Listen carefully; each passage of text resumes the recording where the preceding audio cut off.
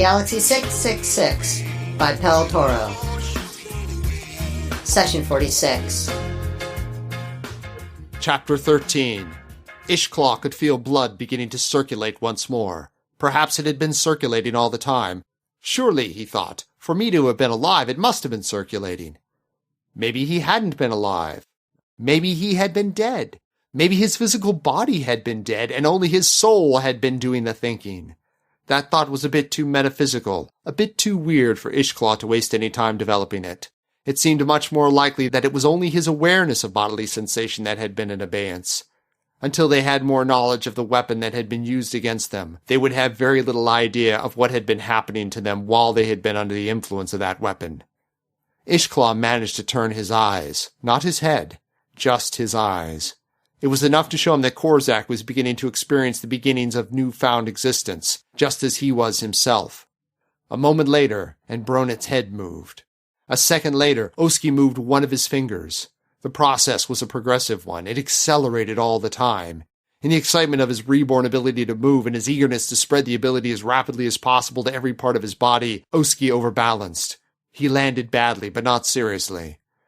By this time he had unfrozen sufficiently to give a gasp of pain. It seemed to be a further trigger to the unfreezing of the rest of them. A moment later Ishklaw was able to speak. "Wearing off," he gasped. Korzak nodded. "Wearing off," he echoed. His voice was strange, as though he had a very heavy cold.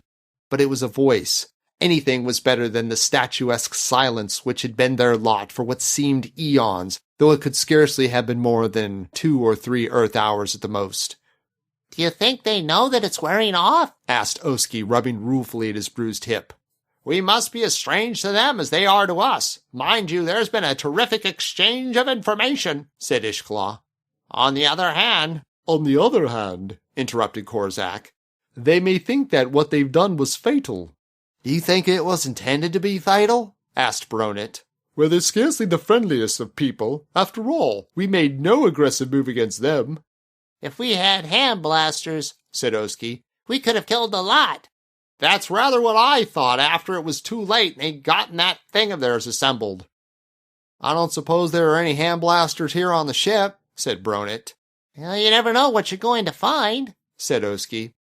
"How do you think we shall have the best chance of survival against them?" asked Ishklaw. "Well, my suggestion," said Korzak, "is we split up into 4. "Well, we can't split up into more than 4, can we?" asked Bronet with a grin. "You're a fatuous idiot," commented Oski, but he said it with a smile. Bronet looked at him darkly. "Oh, we should make a fine pair," he replied. "My fatuous idiocy is no worse than your cerebral inadequacy." "Steady the buffs," said Korzak, quoting a 20th century catchphrase, one of the few that he knew.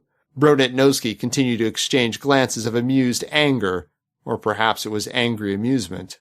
"We mustn't waste any time," said Korzak.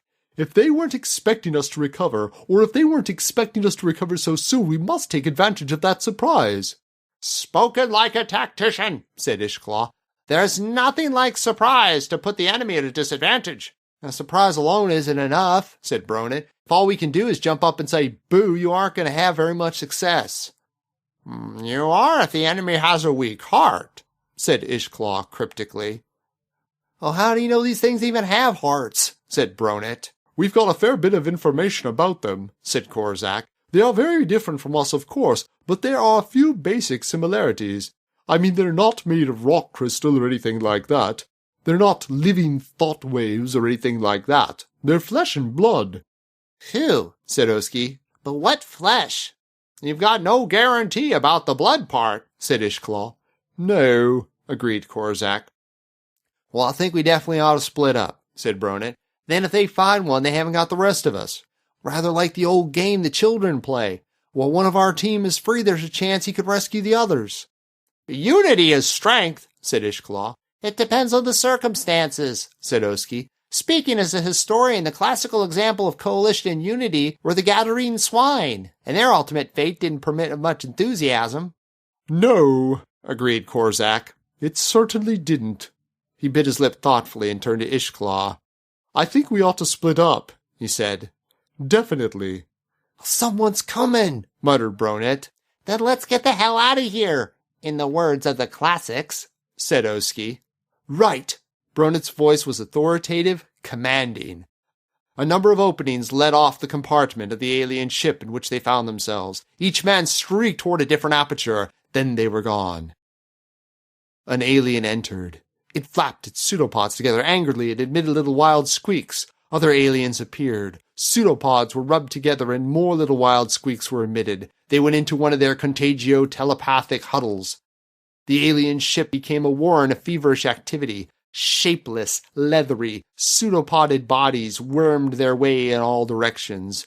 To an unbiased outside observer who was familiar with such gruesome sights, the ship resembled nothing so much as a piece of decaying flesh around which maggots were working their way rapaciously.